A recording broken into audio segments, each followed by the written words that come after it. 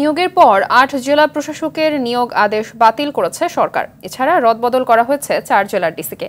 জনপ্রশাসন মন্ত্রণালয়ের সিনিয়র সচিব ডক্টর মোহাম্মদ মুখলেসুর রহমান জানান, ডিসি নিয়োগকে কেন্দ্র করে অনাকাঙ্ক্ষিত ঘটনার কারণ খতিয়ে দেখতে ১ সদস্যের কমিটি করেছে জনপ্রশাসন মন্ত্রণালয়। আশিকুল আলম জানাচ্ছেন বিস্তারিত।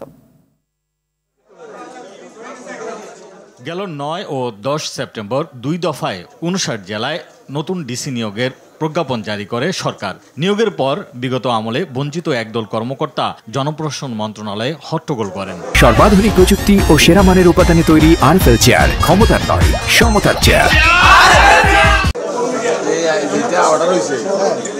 বুধবার জনপ্রশাসন মন্ত্রণালয়ে বঞ্চিতদের পক্ষে তাদের দাবির কথা আবারও তুলে ধরেন তারা। জেলা প্রশাসক হিসেবে কর্মকর্তাদেরকে প্রদান করা হয়েছে, তাদের অনেকের বিষয়ে আমাদের অভিযোগ রয়েছে, আপত্তি রয়েছে, যেহেতু এই সকল কর্মকর্তারা বিভিন্নভাবে বিগত সরকারের বিভিন্নভাবে সুযোগ সুবিধা নিয়েছেন।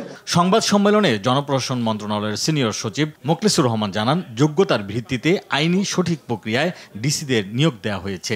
লক্ষ্মীপুর, আরেকটা জয়পুরহাট, কুষ্টিয়া, রাজশাহী, সিরাজগঞ্জ, শরীয়তপুর, দিনাজপুর, রাজবাড়ী। আমাদের ৩৪ জনের কথা ছিল, তার মধ্যে ৮ জন তুলে ফেললাম।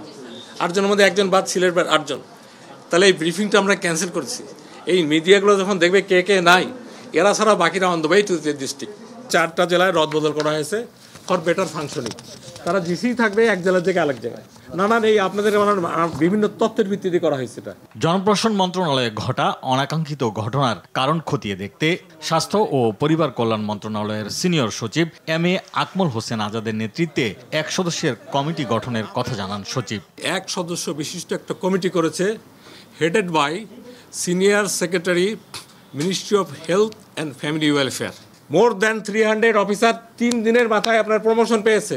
সিনিয়র সেক্রেটারি থেকে ডিএস থেকে জয়েন্ট সেক্রেটারি থেকে অ্যাডিশনাল সেক্রেটারি। আমাদের সরকার তো আমি কি বলবো, আমাকে আনা হয়েছে অনেক পরে, তারপর তো উই আর ম্যাচিং আমরা ম্যাচ করতেছি। তো ছাত্রদের রক্তের বিনিময়ে এই সরকার গঠন হয়েছে উল্লেখ করে সচিব বলেন, আন্দোলনকারীদের তা স্মরণে রাখা উচিত। সরকার জনস্বার্থে একটা প্রচণ্ড আকাঙ্ক্ষা সকলে নিয়ে আসছে। জনগণের এই স্বার্থ আপনারা আমরা মিলে রক্ষা করতে হবে। আশিকুল আলম, RTV, ঢাকা।